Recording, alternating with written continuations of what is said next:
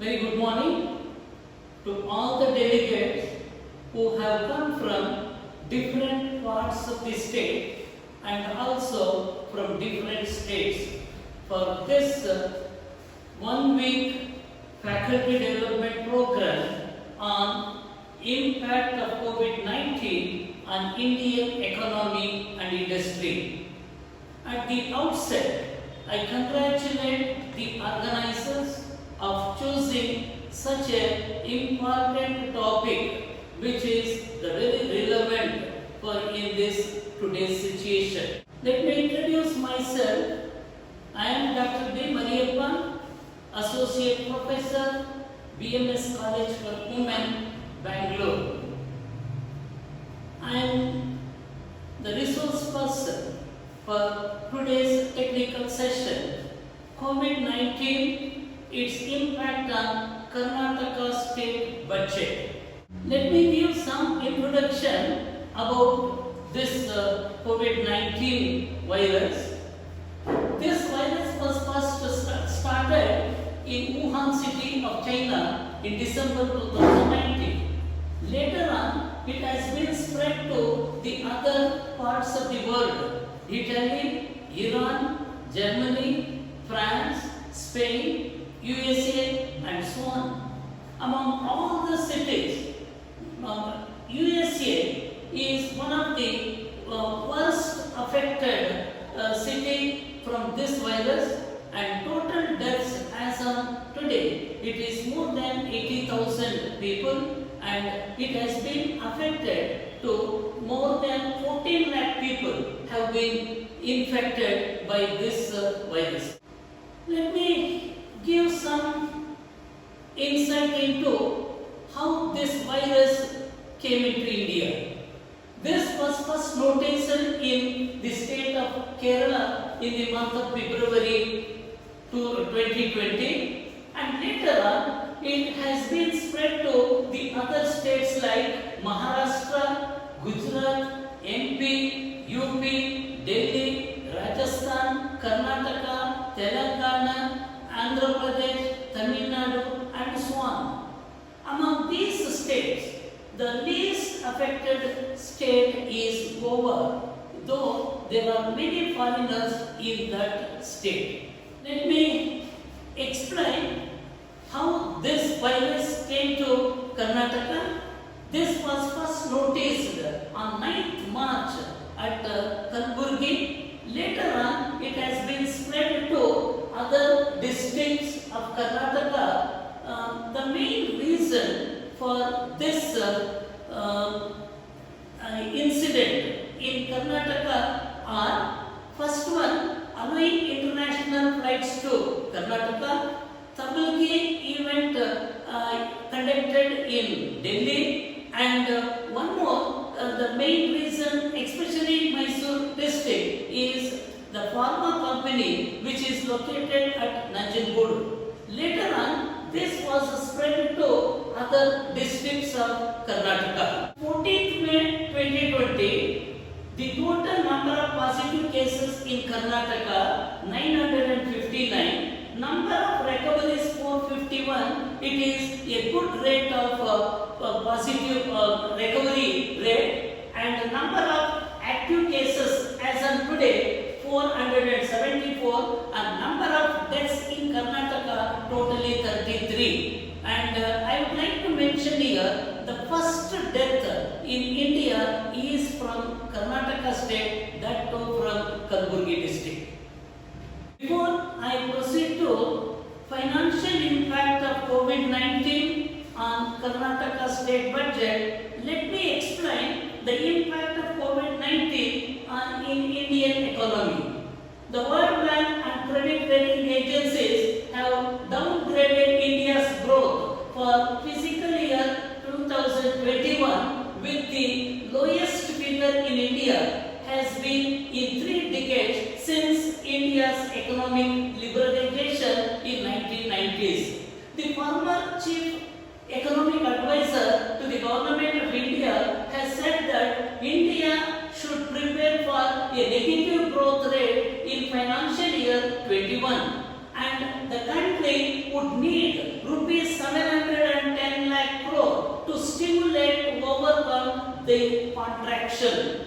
However, the International Monetary Fund projection for India for the financial year 2021-22 of 1.9% of GDP growth is the highest among G20 nations.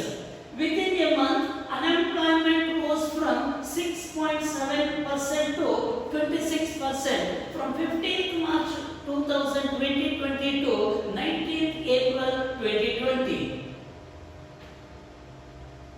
More than 45% of households across the nation have reported an income drop as compared to the previous year, and estimated 14 crore people have lost employment during this lockdown period. Let me explain the financial impact of COVID-19 on Karnataka state budget.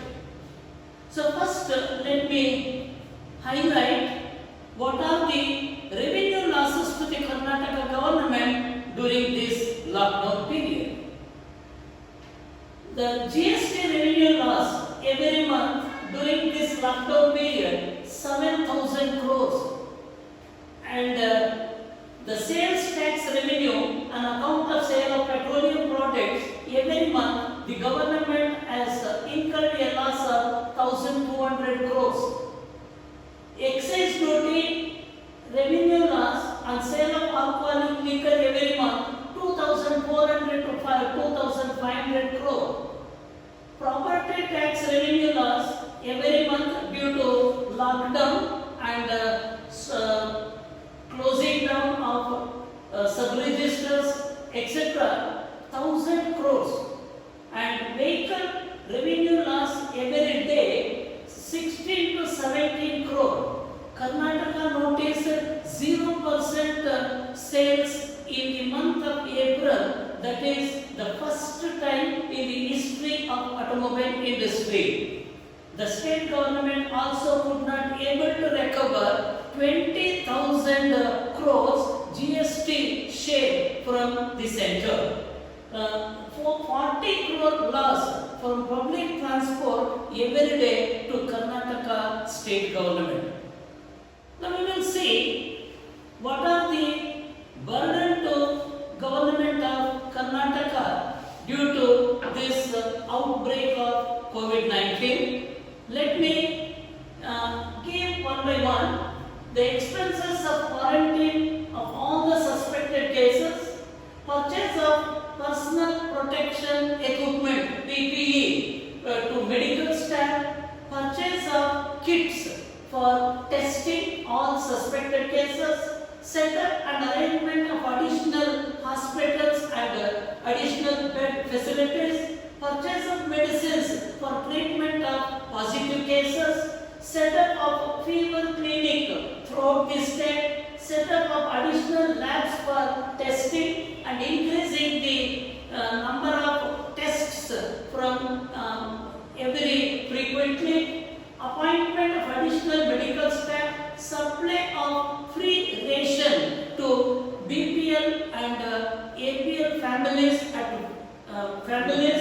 and transportation of migrated labor force to their home district or home states, exemption of 2 months electricity bill to SE, bringing back of free at free of cost of those Kannadigas held up in different countries due to lockdown and suspension of international flights, meeting their quarantine expenses including testing, etc. in hotels and resorts.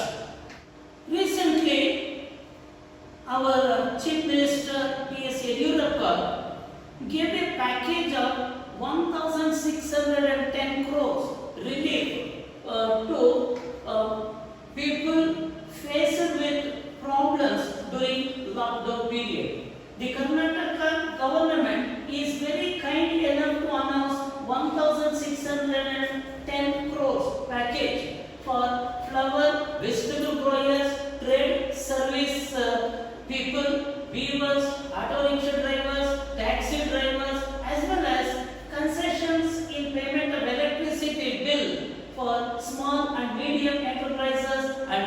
companies. I will give you the brief assistance to flower growers and vegetable farmers. Flower growers will get 25,000 per hectare, but to a maximum of 1 hectare. Totally 11,687 hectares of land has been benefited from this scheme. Farmers who have grown vegetables and fruits were also not able to market their produce. Hence, the government has announced a relief package to this section as well. COVID-19 also affected the service professionals such as barbers, washermen, both in urban and rural areas. So for this section, government has decided to provide one-time compensation of rupees 5,000 each to benefit about 60,000 washermen and about 2.3 lakh barbers. Auto rickshaw drivers and taxi drivers who have lost their income due to lockdown, it is decided to help about 7.75 lakh auto drivers and taxi drivers by providing one-time compensation of rupees 5,000 each. This 1,610 crore package not only for flower growers and vegetable vendors, this is also applicable to construction workers. Certain steps have already been initiated to transfer 2,000 rupees to the accounts of remaining 4 lakh construction workers soon after verifying their beneficiary bank account details. In addition to this, the government has decided to transfer additional amount of rupees 3,000 to building workers through direct bank transfer. In Karnataka, there are 15.8 lakh registered building workers. The state government has already transferred rupees 2,000 to their bank account of 11.8 lakh building workers through direct bank transfer. This scheme is also extended to micro, small and medium scale enterprises. These enterprises get concession, that is free electricity for 2 months, and payment of fixed charges in the electricity bills of large industries will be deferred without penalty and interest for a period of 2 months. The following benefits will be provided for electricity consumers of all categories. Incentive and concession will be given to those consumers who pays the bill in stipulated time. Our Chief Minister B.S. Yediyurappa also extended this incentive or facility to weavers. State government has already announced weavers loan waiver scheme worth rupees 109 crores, of which 29 crores had been released during 2019-20. The balance amount of 80 crores will be released immediately. This will help weavers to get fresh loans to continue their occupation. The reimbursement benefit will be provided for the weavers who have paid the bill between 1st January 2019 to 31st March 2019. He further said, I am pleased to announce a new scheme, Nekara Samana Yojana, for the benefit of suffering weavers. Under this scheme, government will deposit rupees 2,000 directly to the bank account of handloom weavers through direct bank transfer. So this will benefit about 54,000 handloom weavers in the state. Amount of financial assistance extended by our state government, 1,610 crores, is very meager compared to other southern states of India.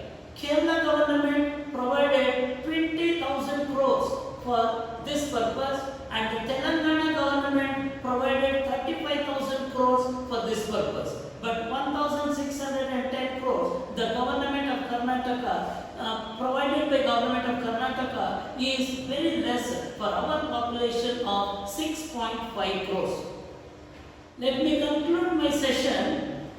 This COVID-19 virus is a pandemic disease which is different from epidemic disease. The epidemic disease will spread only to that particular locality, whereas this virus spread to other parts of the world. I can conclude my session by requesting every one of you compulsorily follow the government guidelines to avoid spreading of this disease and save the life of people as well as economy of the country. Now, I take this opportunity to thank the organizers for inviting me and making me a part of this program, and I also wish all the participants for all your future endeavors,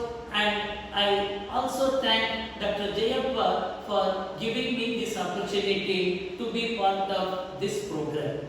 Let me finally conclude my session by saluting all the warriors who have fought for to save the lives of people of our country, and let us stop no coronavirus inside. Thank you.